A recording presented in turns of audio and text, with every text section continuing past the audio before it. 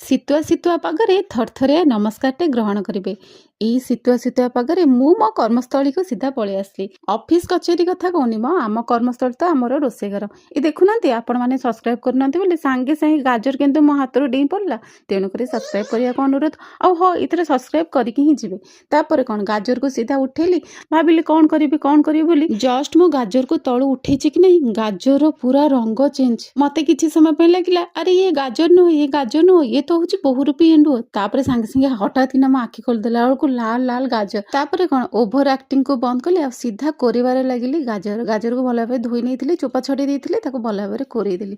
ଏଇଟା ନା ମୁଁ ଗୋଟେ ଇନଷ୍ଟାଣ୍ଟ ଖୁଆ ବନେଇଛି। ଆମ ସମସ୍ତଙ୍କର ଗାଜର ହାଲୁଆ ସମୟରେ ଖୁଆ ଦରକାର ହୁଏ, ନହେଲେ ପେଡ଼ା ଦରକାର ହୁଏ। ଯଦି ଖୁଆ ନାହିଁ କି ପେଡ଼ା ନାହିଁ, ଏଇଟା ଆପଣମାନେ ବନେଇ ପାରିବେ। ମୋର ଲଙ୍ଗ ଭିଡ଼ିଓରେ ଅଛି, ଆପଣମାନେ ପ୍ଲିଜ୍ ଯାଇକି ଦେଖିନେବେ। ରିଲେଟେଡ ଭିଡ଼ିଓରେ ମୁଁ ଦେଇଦେଇଛି ତଳେ ଲିଙ୍କ। ତାପରେ କ'ଣ ଘିଅ ଟିକେ ନାକୁ ଆଡ୍ କରିଦେଲି, ଗାଜରକୁ ଭଲ ଭାବରେ ଭାଜିଲି। ଆଉ ଜାଣିଛନ୍ତି ନା, ଏଇ ଗାଜରକୁ 1 ମିନିଟ୍ କି 2 ମିନିଟ୍ କି 10 ମିନିଟ୍ର କାମ ନୁହଁ, ଇଏ ବହୁତ ସମୟ ଲାଗେ। ତ ସେ ପର୍ଯ୍ୟନ୍ତ ତ ଆମକୁ ଗାଜର ସାଙ୍ଗରେ ବି ନାଚିବାକୁ ପଡ଼ିବ। ତ ସେମିତି ନାଚି ନାଚିକି ମୁଁ ଗାଜର ହାଲୁଆ ପ୍ରସ୍ତୁତ କରିଦେଲି।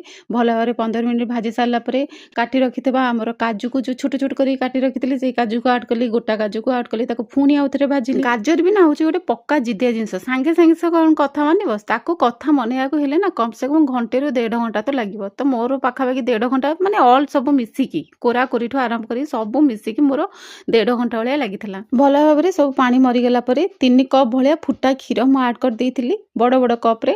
ବାସ୍ ଆମର ହେଇଗଲା ଗାଜର ହାଲୁଆ। ଯେତେବେଳେ ପୁରା ଗାଜର ହାଲୁଆଟା ଆମର ହେଇଗଲା, ମାନେ ଆଉ 2 ମିନିଟ୍ ମାତ୍ର ଥାଇ, ସେଇ ସମୟରେ ଖୁଆ ଆମେ ପକେଇଦେବା। ଖୁଆ ପକେଇକି ମାତ୍ର 1ରୁ 2 ମିନିଟ୍ ଟିକେ ନାକୁ ଫୁଟେଇଦେବା। ତାପରେ ଟିକେ ନାକୁ ପୁଣି ଘିଅ ଆଉ ଟିକେ ନାକୁ ପକେଇଦେବା। ବାସ୍ ଆମର ପ୍ରସ୍ତୁତ ହେଇଗଲା ଗାଜର ହାଲୁଆ। ଏବେ କ'ଣ ନାଚ ଶେଷ ହେଇଗଲା, ବସିକି ଆରାମରେ ଖାଇବା ଆମର ଗାଜର ହାଲୁଆ। ଲଙ୍ଗ ଭିଡ଼ିଓ ନିଶ୍ଚିତ ଦେଖିବା, ସବସ୍କ୍ରାଇବ କରିବେ। ବାଇ।